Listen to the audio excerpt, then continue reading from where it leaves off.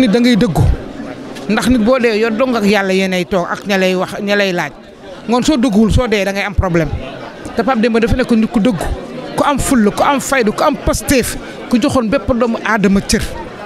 man soo gisee man naw ko ci loolu laa ko nawee dafa joxoon doomu aadama yëpp cër xeebul xale xeebul mag foo mu yendu xale ka fay yendal Pape Demba alalam du ko boole doomu aadama Pape Demba commencé def ay festival yu xam ne mu ko doon def chaque année te saa yu koy def artiste bu mag bu ndaw képp koo xam ne yaakaar na ne yow mi mérito nga mu sargal la daf lay sargal man mii di wax ak yoon sargal na ma ñaari yoon man naka Pape sargal lu doy mu ne ma non non du doy parce que yow dama laa bëggal sama parce que nga am ful am fayda ci li ngay def te man sama giseen ko am ful am fayda ci métier bi ñu nekk man dama lay naw la ngoon yow chaque fois su may organiser dama lay sargal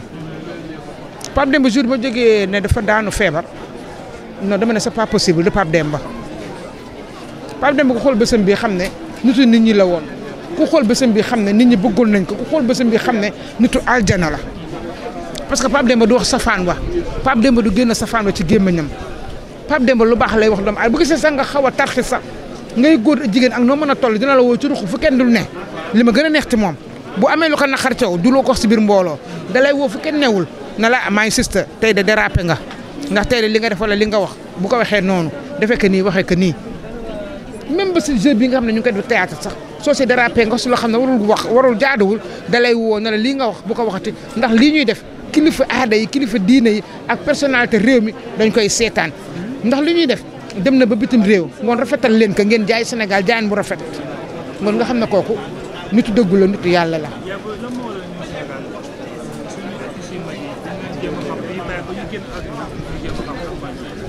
waaw loolu à notre niveau nous les artistes ñun xamante nañ suñu biir te ñu ngi defalante suñu biir ñu ngi jàppalante suñu biir dafa am nag loo xam ne ñun suñu doole ak suñu yéeguwaay eggu fa parce que ni ku nekk da nga am ministère ñun suñu ministère suñu tutelle ba ministère de la culture avec le gouvernement du Sénégal ak notre président son excellence monsieur Macky Sall am na foo xam ne pour ñu xam niveau artiste bi si daa dépend si ñoom parce que pays yu bëri dañuy organiser ay festival yoo xam ne chaque 1 an wala chaque 2 ans ñu def ko te loolu pour lan moom ñu koy def pour wane seen réew wane seen artistes yi li nga xam ne ñu ngi koy def ñu mandargal leen ba yeneen pays xam ne ah Sénégal kat seen artistes yi am na fa ñu toll mais loolu bu ko gouvernement bi deful ministère de la culture def ko ñun suñu biir ñu ngi koy defante suñu biir la preuve jour bi daanu feebar Tan Bombe moo ay woon festival fa la koy affaire bi daanale te Tan Bombe jour ba muy def festival bi am na artistes yu bëri yoo xam ne da leen honoré te loolu day fekk artiste bi liggéey li mu war a liggéey def li mu war a def nag suñu liggéey parce que métier mi yaatu na ñëpp bëgg nañ si bokk mais ak loo ci bokk ñun xamante nañ suñu biir xam nañ kii et kii xam nañ kii li mu mën ak kii li mu mënul ak kii est artiste ak kii n'est pas artiste ngoon bu fekkente loolu am na ñoom suñu biir ñun ñoo koy defanteel du woon ñun ñoo ko war a def suñu biir mais c'est le gouvernement et notre ministère de la culture ñoo waroon def loolu ba nga xam ne ah Pape Demba Lam mi kat li muy liggéey àddina gis nañ ko bitim réew gis nañ ko parce que ñoom ñoo ñu war a dooleel ñoo ñu war a jàppale ba suñu liggéey war a gën a mën a fes waaw.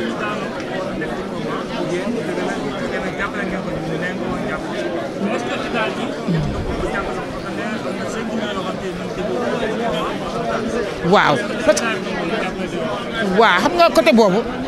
Pape Demba Lam ñëpp xam nañ ne jàmbaar la ci waaram te ñu xam ne amul ministre bu fiy toog de la culture te Pape Demba xamantaw la ak yow miinante nag yow moom da doon dox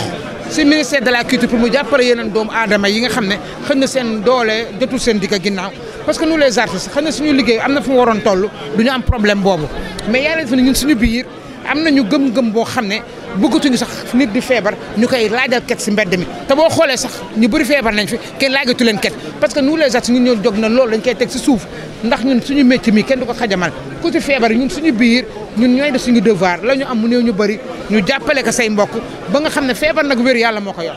mais li suñu devoir dañ koy def ministère de la culture li si devoir macha allah def na ko si ndax loolu lu ñu dox la lu ñu wax la ba ñu nangul ñu ko di xaar nag suñu yeneen wareef yoo xam ne ñun ñoo ko moom pour ñu jox ñu ko mais actuellement nii fii ku fi feebar ku ne xanaa jàmbur yàlla jóge si mbedd mi ñëw di la ketal mais dañ ne ñun ku feebar suñu biir kenn dutu la ketal ñun ñooy jóg jël en charge sa feebar ak lu say mbokk am ak waaye yàlla bu dégg na feebar nga te bëgg la jàppale mu dugal ci loxoom mais ket bi moom dafa doy.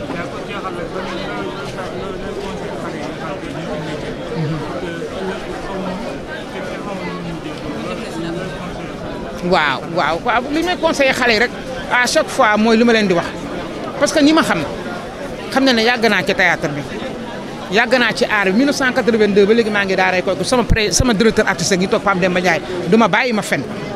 ñun dañoo rampe dañoo raame dañoo xooslu pour accès fi ñu accès mais xale yi tey nag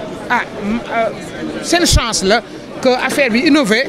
ba léegi sax xaalatuñu ku rampe ku jaar école ku jaarul école léegi dañuy seet ku taaru ku jekk rek ñu ne la kaay mbir mi yow la fekk mbir mi nekkul foofu ndax loo doonul taalibeem doo doon sëriñam il faut xale yi dem jàngi métier mi xam ni ñuy comporté à la télé xam ni ñuy waxee à la télé xam ni ñuy toogee à la télé xam ni ñuy jàkkaarloog doomu aadama yi leen seetaan à la télé parce que ñun li ñuy def du métier saaba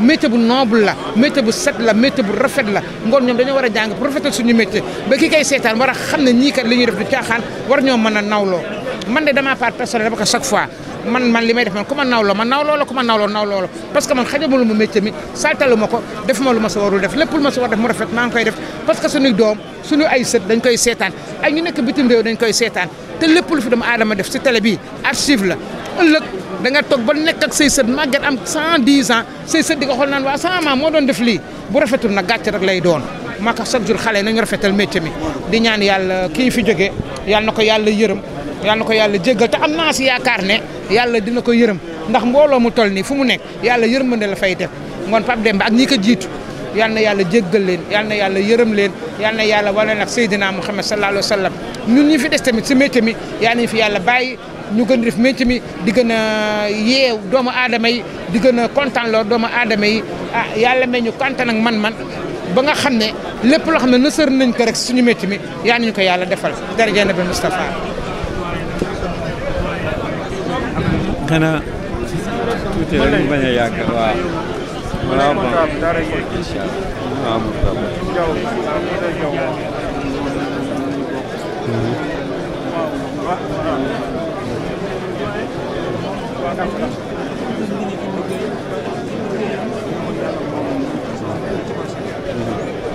mais dara du hasard parce que Papa Demba sama turandoo ku bëggoon aar bi la donc mën naa ne rek dafa dem ba jeex parce que ci kàddu yi ma taataan il paraît que affaire bi mi ngi ko dalee ci benn spectacle festival bu ñu kii woon Géejawaay foofu la amee malaise ba keroog démb bi muy génn àdduna donc daal Papa Demba dem na daal ba jeex.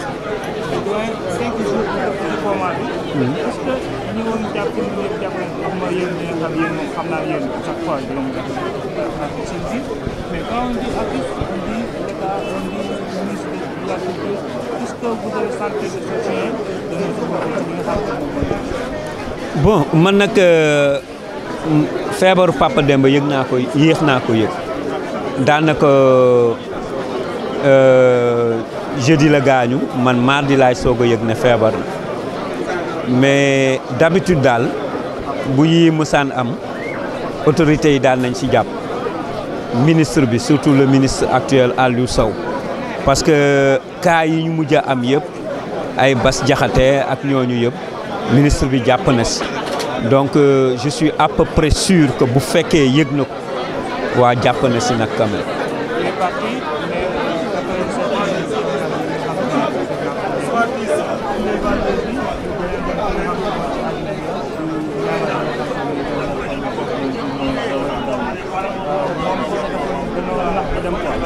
loolu moom mën naa ko seede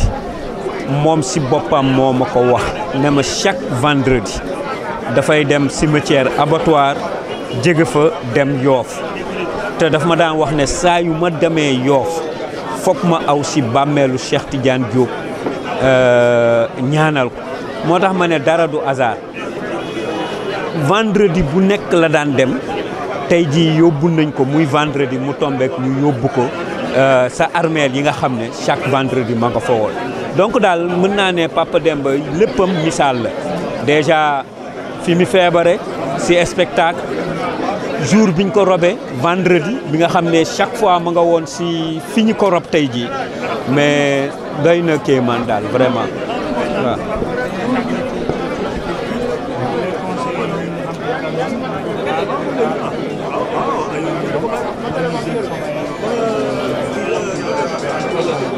déjà li ma leen di dénku rek mooy ñu jël ci qualité Pape Demba bi nga xam ne moo fi jóge tey di référence utul woon ci art bi xaalis utu ci woon siiw daf ko bëggoon dafa nekkoon ci moom passion dafa nekkoon ci moom vocation donc li may jëkk message bi may jëkk a wax jeunes yi ñi bëgg a def carrière bi mu def mooy ñu bëgg ko d'abord buñ ciy dugg na nekk par amour lépp loo xam ne da nga ko bëgg di ko def franchement dina yomb yaakaar naa et boo demee tamit ba yàlla may la ci tur yàlla defal la ci ndam nga am humilité c'est extrêmement important quoi nga am humilité tey xam ne yàlla moo la ko defal am na sa yeneen moroom yoo xam ne yéen a ko defandoo te yàlla deful ñu siiw donc ndam li la yàlla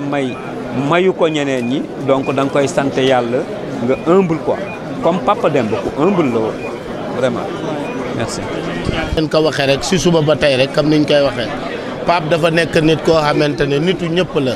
nitu kese la man lébu rek man chaque jour que jëfee dina ma envoyé message dina nuyonteex man dina jàmm santeex man tey fu nu daje dina saafonteex man tey mu nekk nit koo xamante ne nun dama ne bu dee immeuble la tey immeuble bi tey ñun dañ ñàkk tey jii di ma la ko mën a waxee immeuble mu màbb la tey bu dal ci ñun kon donc mu nekk koo xamante ne Pape exemplaire la ku am fulla ku am fayda ku dignité ku am dignité quoi waaw man damay wax ne rek nun dañu ñàkk nañ waaw.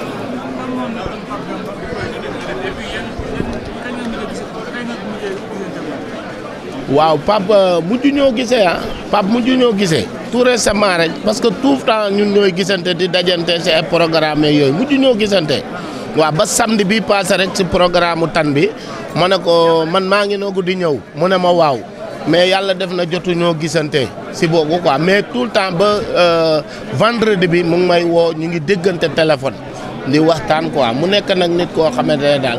vraiment damay wax ne ñun artistes yi ñëpp ñoo ñàkk ñun ñëpp ñoo ñàkk waaye nag aussi tamit di wax ne alhamdulilah rabbil alamin parce que tamit ku xool lii tey xam ne Pape vraiment wane na boppam wane na ne moom nitu ñëpp la wane na ne moom fa dëgg yàlla oyof na laabir na ci lépp te Pape noonu la mel quoi boo ko xamul nag da nga naan Pape nii dafa kii mais nitu kese la.